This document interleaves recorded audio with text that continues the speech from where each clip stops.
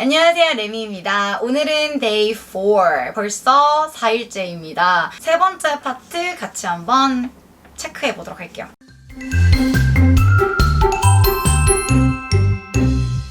외워, memorize, memorize. 뭐 쉽죠. 그래서 memorize는 내가 이걸 외우는 행동이라고 보시면 될 것 같아요. 들으시면 아는데 이 외워란 단어도 자꾸 remember를 생각하신단 말이에요. memorize와 remember이 관계가 없는 건 아니에요. 관계가 있기는 한데 엄밀히 따지면 완전히 다른 단어거든요.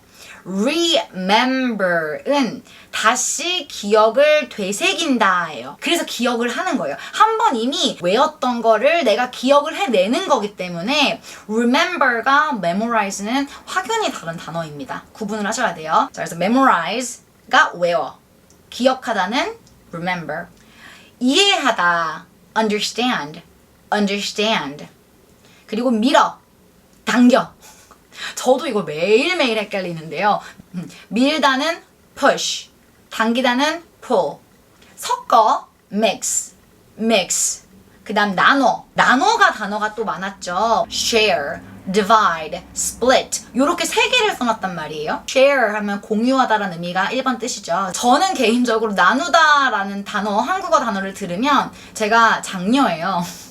이래봬도 남동생이 하나 있는데 그러니까 어릴 때부터 정말 많이 들었던 단어 중 하나가 동생이랑 나눴어, 나눠 먹어, 나눠 가져 였어요. 그러다 보니까 저한테서 나누다라는 단어는 share, share에 가까운 거죠. 개인적으로 나누다 1번 뜻을 share를 떠올렸어요. 그래서 여러분은 좀 다르실 수 있겠죠. 한국어에서는 이렇게 공유하다와 나누다를 좀 혼용해서 사용을 하고 있죠. 그러면 실제로 우리가 나누다, 배분하다 라는 의미를 가지고 있는 단어가 바로 divide, split. 그럼 divide하고 split의 차이는 뭐냐? split 같은 경우에는 정확하게 칼같이 나누는 거예요. 누가 봐도 이거는 공평하게, 공평정대하게. 그래서 나무 젓가락에 뚝 쪼개는 거 있죠? split이에요. 친구들이랑 밖에 나가서 외식을 했어요. 4명이서 먹었다. 그러면 4분의 1로 나누죠. 흔히 n분의 1로 비용을 쪼개잖아요. 그게 또 split이에요. 실제로 이걸 split the bill이라고 합니다. split the bill. 영수증을 쪼개는 거죠. divide는 회사에 보시면 부서를 division이라고 하거든요. 무슨 부 이렇게 쪼개놓았죠. 이걸 왜 division이라고 하냐 그거죠. 회사가 어떠한 특징이나 성격을 가지고 있느냐에 따라 어떤 회사는 홍보팀이 더 클 수도 있고 법무팀이 더 클 수도 있어요. 기획팀이 더 클 수도 있고요. 회사에 따라 회사의 성격에 따라 조금 차이가 있는 게 바로 이 division이거든요. 그렇기 때문에 이 divide는 쉽게 생각하시면 저랑 남동생이 밥을 먹으러 갔어요. 피자 한 판을 시켰는데 저는 여자고 좀 작은 사람이잖아요. 2조각을 먹었어요. 동생은 4조각을 먹었어요. 그럼 이게 누가 보면 굉장히 불공평한 거잖아요. 피자 한 판을 시켰는데 동생은 4쪽 먹고 너는 2쪽 먹으면 너 너무 조금 먹었잖아. 불공평해 할 수 있겠지만 저희 입장에선 이게 융통성 있게 나눈 거라는 거죠. divide는 융통성이 있는 거예요. 자, 그 다음 땅을 파, dig. 그냥 물리적으로 진짜 땅을 파는다라는 의미도 있지만 뭐 영어라는 과목을 내가 열심히 요즘 공부하고 있어. 그럼 내가 요즘 영어를 파고 있어. 이렇게 파고 있다고 말을 하잖아요. 영어에서도 마찬가지로 뭔가에 막 되게 집중해서 할 때 dig 한다고 하거든요. 훔쳐, steal. 돌아가, go back. 그리고 돌아와, come back. 가다가 go, 오다가 come 이니까 돌아가 하게 되면 go back, 돌아와 하면 come back 이 되겠죠. 그런데 이 돌아와 돌아가를 한 번에 단어 하나로 표현하자면 return이 됩니다. 다시 도는 거니까 turn이 돌다죠. 다시 도는 거니까 오든 가든 오던 길 가던 길 가는 상황이 되는 거죠. 돌아가 go back 혹은 return, 돌아와 come back 또는 return, 놀아 play, hang out 이게 두 가지가 있어요.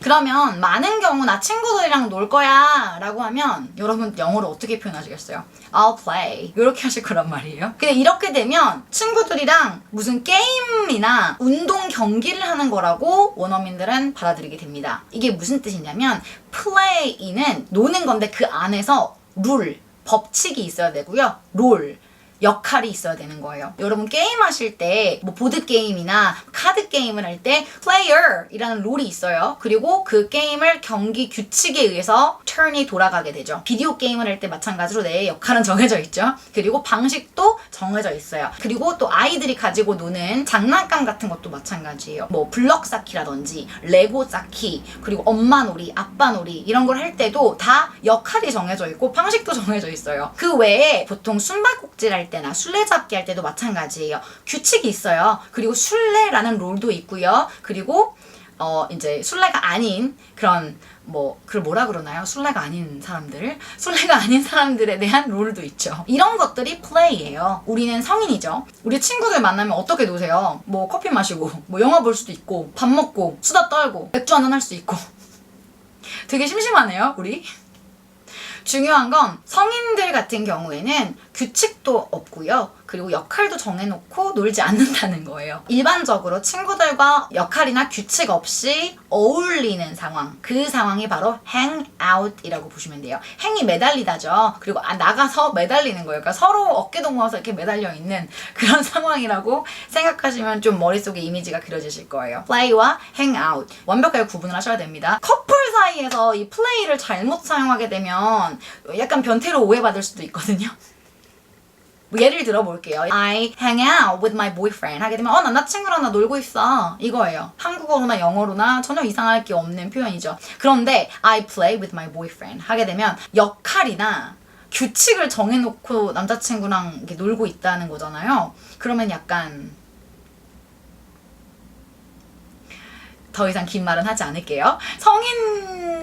성인들의 이런 남자친구, 여자친구, 애인, 배우자 사이에서 이 말을 이렇게 잘못 쓰시면 오해를 받을 수 있다. 굉장히 중요한 거예요.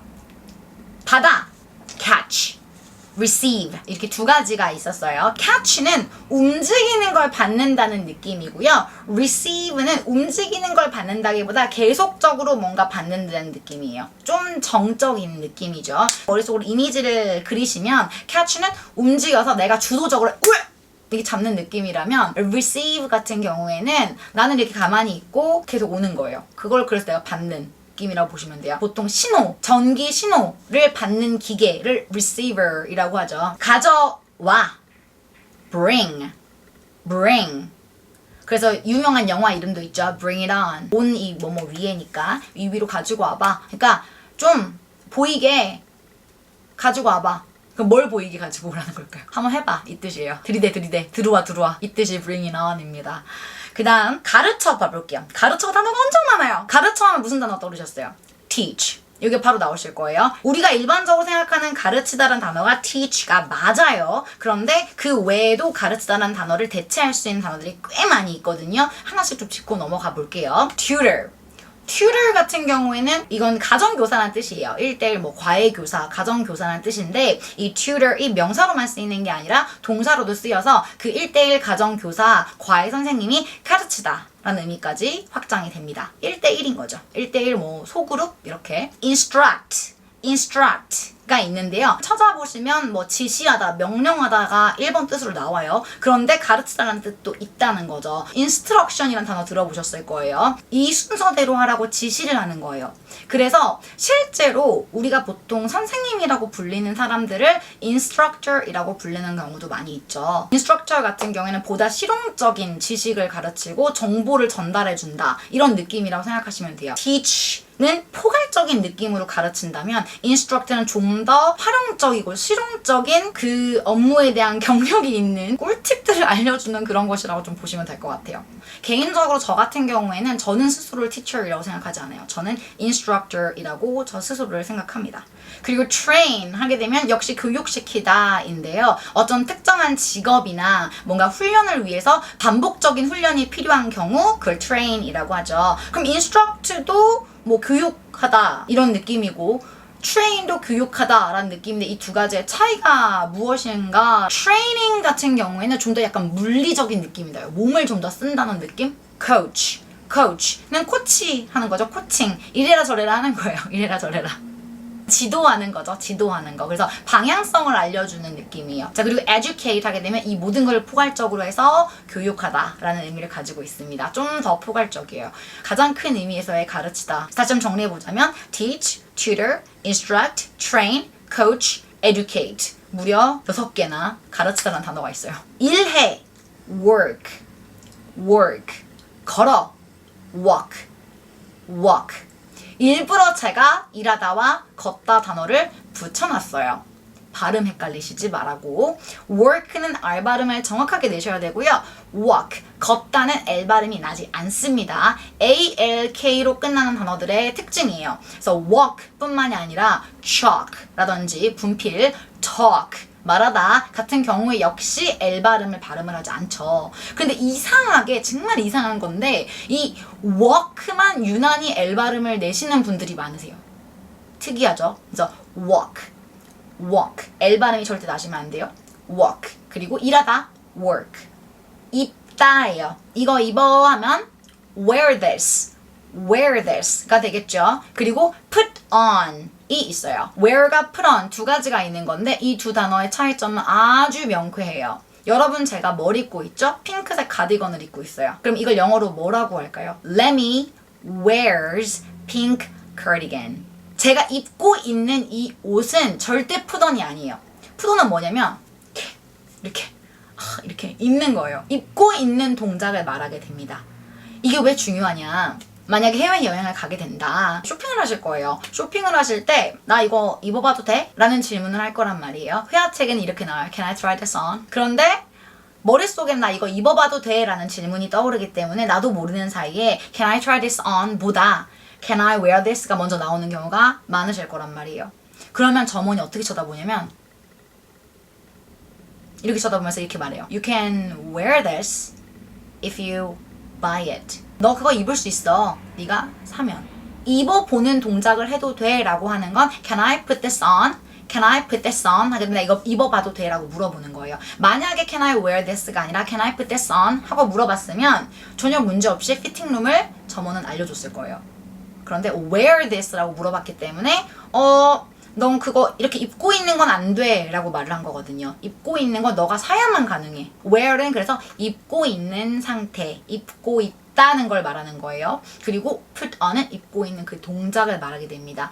동적인 것과 약간 정적인 것, 이를 구분하시면 돼요. 머물러, stay, stay. 웃어, smile, smile. 또 있죠?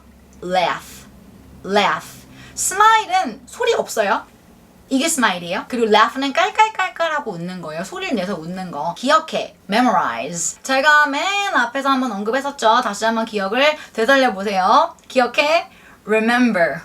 remember. memorize랑 헷갈리시면 안 된다고 했죠. 그리고 소리 질러 가볼게요. 소리 질러. yell, shout, scream. 이렇게 세 가지인데요. 단어가 3개나 있다는 것도 역시 구분을 해야 되는 이유가 있는 거겠죠. 일단 맨 앞에 있는 yell부터 가자면 yell은 tell과 가까워요. tell인데 소리가 큰 거예요. 기억나세요? tell 같은 경우에는 이렇게 전달을 하는 거라 그랬죠. yell 같은 경우에는 크게 소리를 지르면서 내용을 전달하는 거라고 보시면 돼요. shout 같은 경우에는 고함을 치는 거예요. say를 좀 크게 말하는 거라는 거죠. 상대방이 듣든 말든 나랑 전혀 상관없고 일단 말한다. 근데 크게 상정상에 올라가서 야호하는 느낌이에요. 약간 응원을 할 때도 역시 샤우팅 한다고 해요. 그리고 가수들도 샤우팅을 하죠. 예를 들면 이런 거 I say yo, I say ho, yoho, yoho 하는 의미가 없잖아요. 그 가수가 I say yo 하는데 그 yo를 뭐 전달하려고 하는 게 아니라 기분 좋으니까 그냥 하는 말 인 거잖아요. 뭔가 그 안에 숨은 뜻이 있다거나 그것을 반드시 전달해서 너의 머릿속에 각인을 시키겠다 이런 의지는 없죠. 말이긴 말인데 크게 말하는데 약간 say를 크게 말한다. scream이 가장 우리가 소리 지르다라는 단어를 봤을 때 가장 먼저 떠올리는 그 느낌이 바로 이 scream에 가까워요.